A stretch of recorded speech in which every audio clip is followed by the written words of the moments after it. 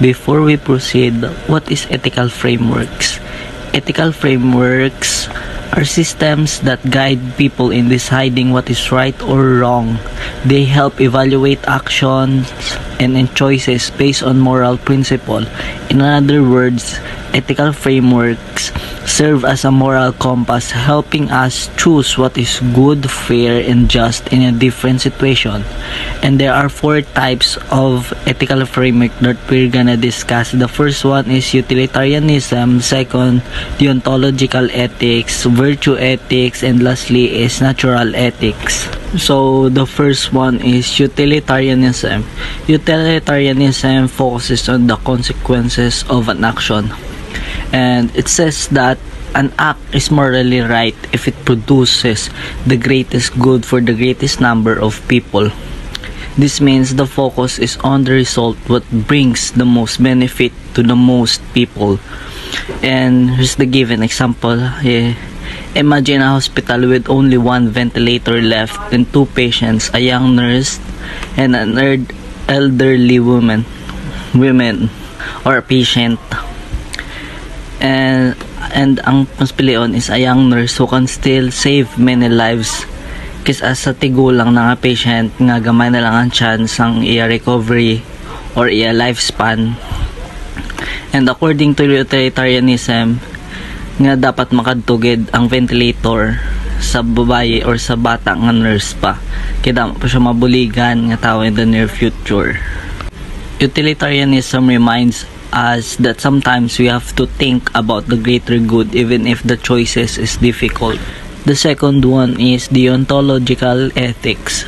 This is introduced by Immanuel Kant, focuses on moral duties and principle, not on consequences. It says that an action is right if it follows moral rules such as honesty, fairness, and justice, even if the result might be unpleasant.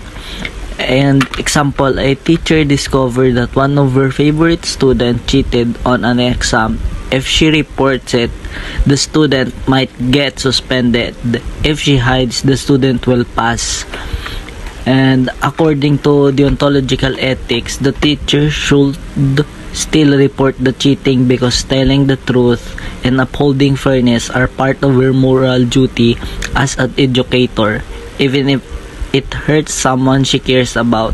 The third one is virtue ethics from Aristotle. Focuses on the character of a person rather than just the act itself. It says that good actions come from good people, those who live with honesty, kindness, courage, and compassion. For example is, if a student sees a classmate being bullied and decide to help, that shows courage and compassion. According to virtue ethics, this act is moral because it reflects a good character. And virtue ethics encourages us to develop moral habits and virtues, so we naturally choose what is right, leads to good, and what goes against human nature or purpose is wrong. And for example is a company dumps toxic waste into a river to save money even though it harms animals and people nearby. According to natural ethics, this action is morally wrong because it goes against the natural purpose of protecting life and the environment. Nature is meant to sustain life, not destroy it, and human reason tells us that harming others and the planet is wrong. So here's the case scenario that we're gonna analyze. A company is struggling financially. To avoid layoffs, the manager decides to reduce everyone's salary by 20% instead of firing some employees. Some workers disagree because it affects their personal budgets, while others think it's fairer than losing jobs. So let's analyze this situation using the different ethical framework that we discussed. So the first one is utilitarianism. From this point of view of utilitarianism, the manager's decision to reduce salaries instead of firing employees is the most ethical choices. Why? Because it prevents anyone from losing their job, which benefits the majority of employees and keeps the company running.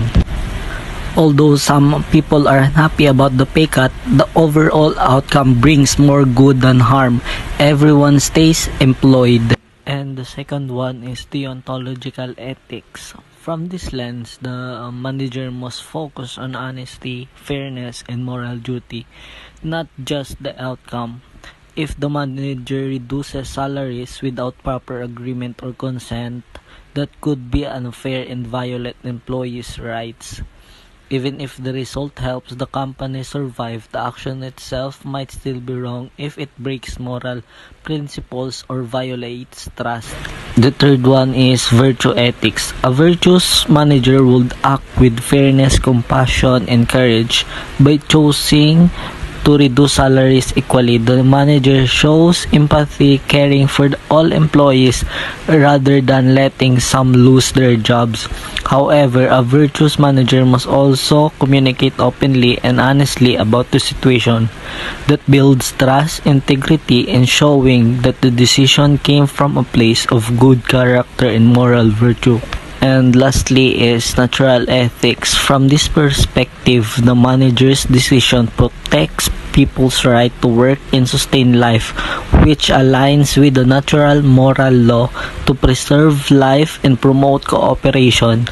As long as the decision is made rationally and respectfully, it supports the natural goal of helping humans live with dignity and purpose. And now, let's tackle about applying classical ethical frameworks to real-life case studies. And the case study for this is cheating in an exam.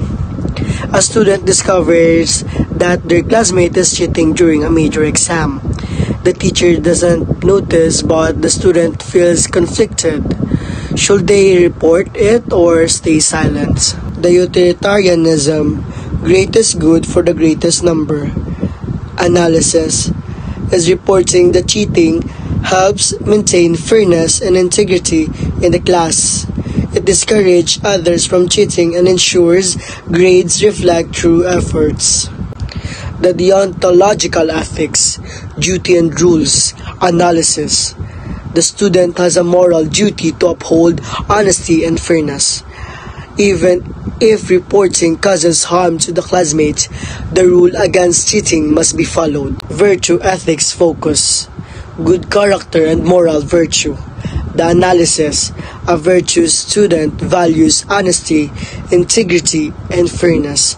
The right action depends on what a good person will do. Natural ethics focus, acting in accordance with reason and natural moral law. Analysis, as cheating goes against the natural purpose of education, which is learning and self-improvement. Reporting the action protects the moral order of fairness. And now, let's discuss the outcomes and application of ethical analysis. The utilitarianism ethics outcomes is decision focused on producing the greatest good for the greatest number. Actions are justified by their positive results if they maximize happiness, benefit, or well-being. And the application is encourage social responsibility and consideration for others' welfare. However, if it may also justify unfair action of they benefit the majority.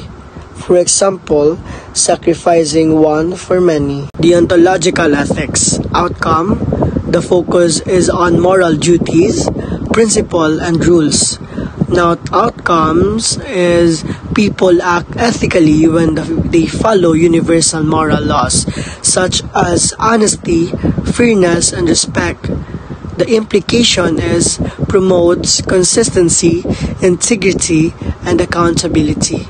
Build trust in institution and relationships because actions are based on principles. Virtue ethics outcome focuses on developing good moral character and virtue habits rather than specific rules or consequences. Ethical behavior comes from being honest, kind, just, and courageous. Implication, encourage personal growth and moral maturity, helps individuals become ethical role models in their communities. Natural ethics. Outcome. Action are judged as right or wrong according to human reasons and natural moral order, promoting life, fairness, and harmony. Implication strengthens respect for human dignity, life, and creation, reminds society to act in harmony with moral and natural principles. Develop skills to critically evaluate ethical cases. So let's proceed to key skills needed to critically evaluate ethical cases. One is critical thinking, the ability to analyze facts, reasons, and evidence before making a moral judgment. You don't just rely on emotions or personal opinions. You use logic and reasoning. 2. Ethical awareness, recognizing when a situation involves an ethical issue. Some problems may look ordinary but have hidden moral dimensions like favoritisms, honesty, and justice. 3. Understanding ethical frameworks, knowing how to apply different moral theories to a single case. For example, utilitarianism, which choice benefits the most people. Deontology, what moral rule or duty applies. Virtue ethics, what would a good person do. Natural ethics, does it follow human reason and respect life? 4. Moral reasoning, the skills or justifying your ethical choices clearly. You provide reasons or evidence for your conclusion. 5. Empathy and perspective taking, seeing the situation from different people's point of view. Helps balance justice and compassion. 6. Decision-making and accountability, being able to choose the right course of action after analysis and accept responsibility for it. Ethical evaluation is not just taking, it's also acting morally based on your judgment. Steps in critically evaluating ethical cases. 1. Identify the ethical issue. What is the moral problem or conflict? 2. Gather facts and context. Who is involved? What are the circumstances? 3.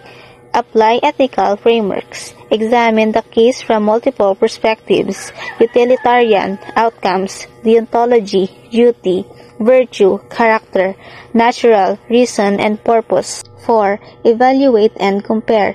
Which framework gives the most fair, just, or compassionate outcome? 5. Make a reasoned decision. Choose the most ethical option and explain your reasoning clearly. 6. Reflect on implication.